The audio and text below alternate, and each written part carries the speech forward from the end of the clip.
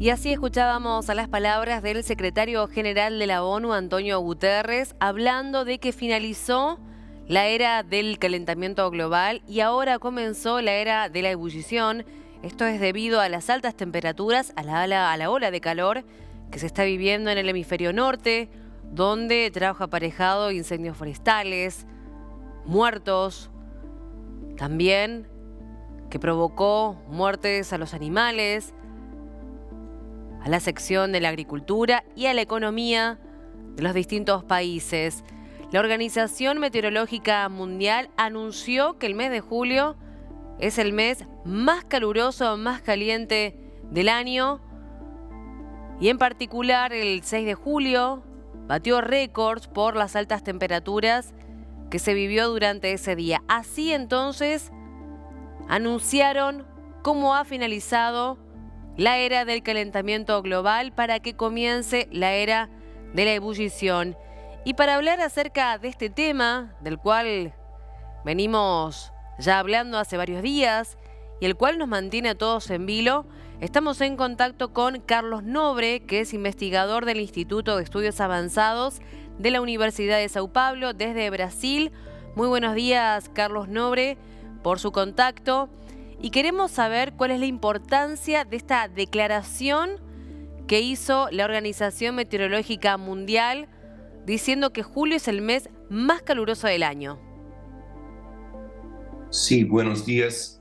Sí, es muy importante esta declaración del secretario general de las Naciones Unidas, Guterres, porque no solamente este mes de julio es más caliente de la historia, también junio fue muy caliente, el récord de calentamiento, pero es muy importante los mensajes del secretario general que nosotros tenemos este reto que es reducir las emisiones de gases de efecto invernadero en el 50% hasta 2030.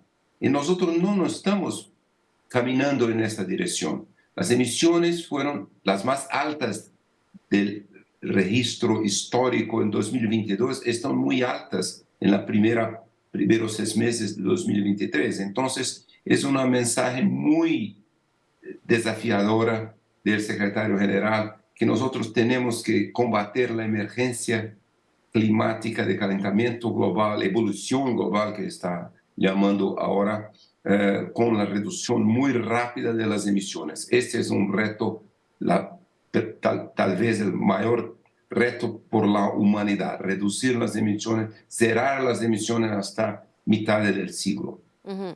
¿Y cómo se está trabajando para hacer la reducción de estas emisiones? ¿Hay medidas? Sí, hay soluciones, porque, por ejemplo, las energías renovables que son más comunes, por ejemplo, en nuestros países, hidroeléctricas, y también ahora la energía solar, del viento, son mucho más posibles, son más baratas en todo el mundo, principalmente en los países tropicales, subtropicales.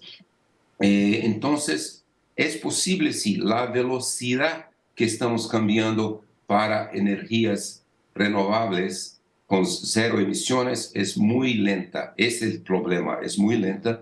Hay un aumento de combustible, del uso de combustibles fósiles en todo el mundo. Entonces, este es el grande desafío que nosotros tenemos que vencer. Ujú. El tiempo en este sentido apremia ahora la situación, pero justamente usted marca que este trabajo se está haciendo lento. Bueno, ¿cómo deberían encargarse los países o los presidentes, las autoridades, justamente para abocarse a este tema, algo que ya comenzó a afectar a gran parte del planeta y esto podría extenderse? Sí, ciertamente. Claro, hay muchos investimentos que tienen que ser hechos. Por ejemplo, el Fondo Verde del Cambio Climático debería ser 100.000 millones de dólares por año, pero necesitamos mucho más. Necesitamos algo como 700 800 mil millones de dólares por año para rápidamente hacer un cambio en todo el sistema de energía y también, claro, el sistema de agricultura. Toda la agricultura, producción de alimentos del mundo responden por algo como 30% de todas las emisiones de gases de efecto invernadero. Entonces, nosotros tenemos que aumentar mucho los investimentos para rápidamente cambiarnos para una economía de cero emisiones. Pero los países ricos tienen esa posibilidad. Si mencionamos que, por ejemplo, en un año los países ricos depositaron 1.3 trillones de dólares para la guerra de Ucrania, de Rusia con Ucrania, entonces los países ricos pueden, pero esta parte de contribución de los países ricos es muy, muy pequeña hasta ahora. Ujú. Quiero hacer hincapié en esta frase que dio el secretario general de la ONU, Antonio Guterres, donde dice que ha finalizado la era del calentamiento global y ha comenzado la era de la ebullición. ¿A qué se refiere directamente con la era de la ebullición? Se refiere que si nosotros no alcanzarmos esas metas importantísimas de Acuerdo de París, de reducir el 50% las emisiones, zerar las emisiones hasta 2030, zerar las emisiones hasta 2050, nosotros podemos cambiar el clima totalmente del planeta, que es un planeta muy, muy caliente. Es evolución, esa es la palabra importante, simbólica, pero no simbólica, si nosotros continuamos con las emisiones, porque podremos llegar al próximo siglo con un planeta inhabitable, que la temperatura puede pasar de 4 o 5 en la medio 2250 como 10 grados más caliente. Por ejemplo, Buenos Aires sería una ciudad imposible de haber habitación. Río de Janeiro, la mayoría de las ciudades del mundo.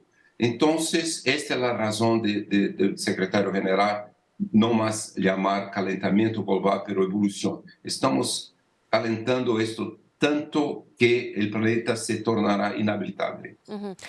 Justamente usted tocó la Argentina, tocó Río de Janeiro, Brasil. Me gustaría saber cómo afecta estas medidas, ¿no? Esta situación que alertó el secretario general de la ONU en lo que es la región de Latinoamérica.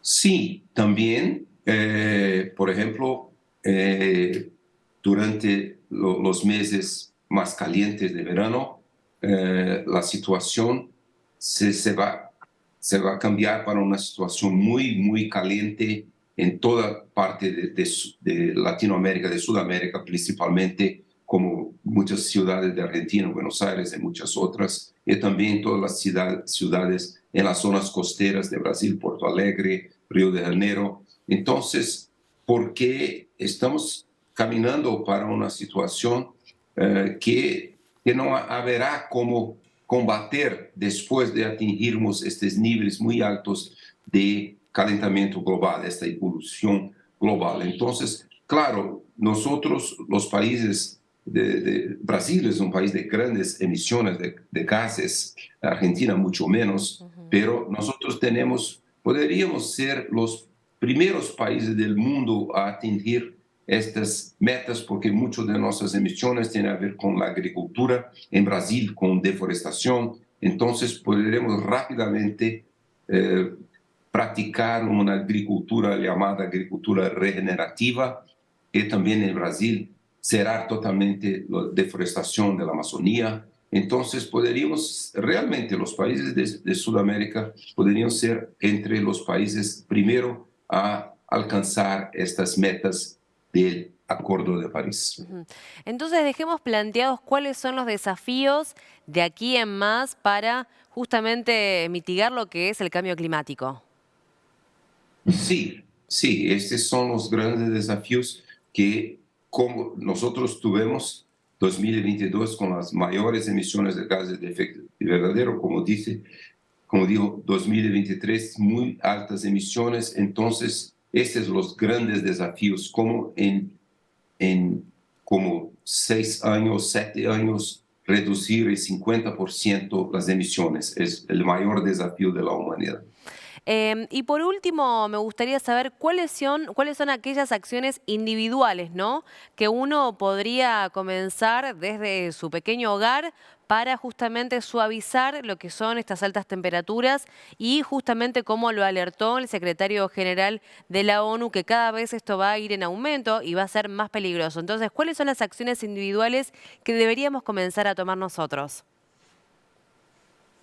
Sí, claro, acciones individuales son muy importantes. Los objetivos, el número 12 de los objetivos de desarrollo sostenible es para la producción y consumo sostenible. Entonces, nosotros consumidores tenemos una responsabilidad muy grande, que es, por ejemplo, cambiar para el consumo de energía renovable. Es totalmente posible. Y nosotros, por ejemplo, de países que producen mucha carne, ganadería, por ejemplo, en Brasil, 50% de las emisiones tiene a ver con ganadería, deforestación para ganadería, de las emisiones de ganadería, emisiones de metano. Entonces, si los consumidores somos muy responsables de demandar por ejemplo, una emisión que viene de la agricultura con emisiones líquidas cero, es posible, es totalmente posible. Entonces, nosotros, consumidores, tenemos una responsabilidad muy larga, Ujú. que es demandar una, una reducción muy rápida de las emisiones. Carlos, muchas gracias por su tiempo y bueno, la espera y ojalá que este shock no se produzca rápido y que justamente estas temperaturas comiencen a disminuir porque bueno, es lo más importante que tenemos, nuestro planeta. Gracias.